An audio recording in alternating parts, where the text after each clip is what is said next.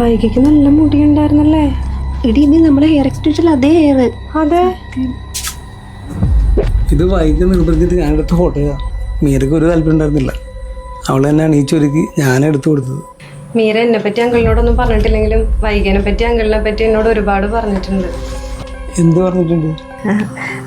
അത് പിന്നെ അവളിവിടെ വന്നത് അമ്മ വീട്ടിൽ പോവാനല്ല, വൈകിനെ കാണാനും ടൈം സ്പെൻഡ് ചെയ്യാനും, പിന്നെ നിങ്ങളൊക്കെ അവളെ പൊന്നു പോലെ കൊണ്ടു നടന്നേക്കണെന്നൊക്കെയാണ് പറഞ്ഞേക്കണത്. പിന്നെ മീര വൈകിനെ കുറിച്ച് പറഞ്ഞ് ഞാനിപ്പോ നേരിട്ട് കണ്ട പോലെയായി. ചേർമയുള്ള താക്കോൽ കൂട്ടം കീലും നീടും പറയൂമേ. അവളുടെ ആ ചൊടിയും ചുണയും ആൾക്കാരായിട്ടുള്ള ഇടപെടലും പിന്നെ ആ കലപില സംസാരവും അങ്ങനെ.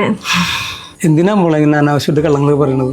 ഇത് കേട്ടാൽ തന്നെ അറിയാം എൻ്റെ മോളെ കുറിച്ച് മീര ഒന്നും പറഞ്ഞിട്ടില്ല. ഇല്ലെങ്കിലേ സത്യമായിട്ട് എന്നോട് പറഞ്ഞിട്ടുണ്ട്. എൻ്റെ മോൾക്ക് അതിന് സംസാരശേഷി ഉണ്ടായിരുന്നില്ല. ആ ആളാണ് ആ കലവില സംസാരിക്കുന്നതെന്ന് പറഞ്ഞത്.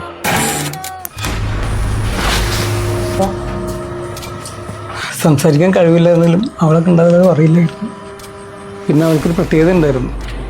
അവൾക്ക് എന്തെങ്കിലും കാര്യം സാധിക്കാണ്ടെങ്കിൽ നേരെ ഒന്നും പറയില്ല.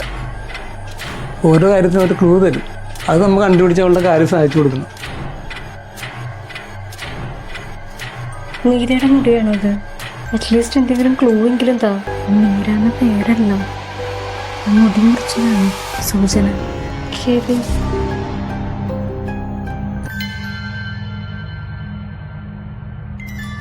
നിങ്ങൾ വന്നതിൻ്റെ ഉദ്ദേശം എന്താണെന്ന് എനിക്കറിയില്ല. പക്ഷെ പല കാര്യങ്ങളും നിങ്ങൾ പറഞ്ഞത് കളവാണെന്ന് എനിക്കറിയാം.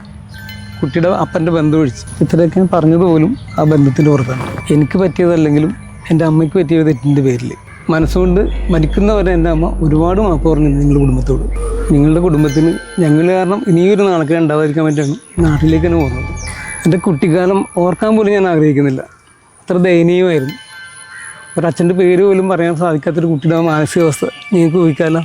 ഇത്രയും സങ്കടങ്ങൾക്കിടയിലും ദൈവം തന്ന അനുഗ്രഹമായിരുന്നു എൻ്റെ ഭാര്യ ഗീത. പക്ഷെ അത് അധികം നാൾ നീണ്ടുന്നില്ല. ഒരു കുഞ്ഞിനെ തന്നിട്ട് അവളും പോയി. എല്ലാ വിഷമങ്ങളും മറക്കാനായിട്ട് എൻ്റെ മോള് തന്നെ എനിക്ക് ധാരാളം വരുന്നു.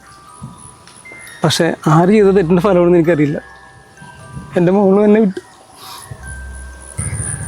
അയ്യോ അങ്ങളെ, അത് പോട്ടെ. മോളുടെ പപ്പനോട് പറയണം, എൻ്റെ അമ്മ ഞങ്ങളുടെ കുടുംബത്തിനോട് ചെയ്ത എല്ലാ തെറ്റിനും ഞങ്ങൾ ക്ഷമിക്കണമെന്ന് പറയണം. അങ്കിള് വീട്ടിലതിന് ആർക്കും പ്രശ്നമൊന്നുമില്ല ഇപ്പോൾ. അങ്ങനെ നമുക്ക് പോവാം. ശരി.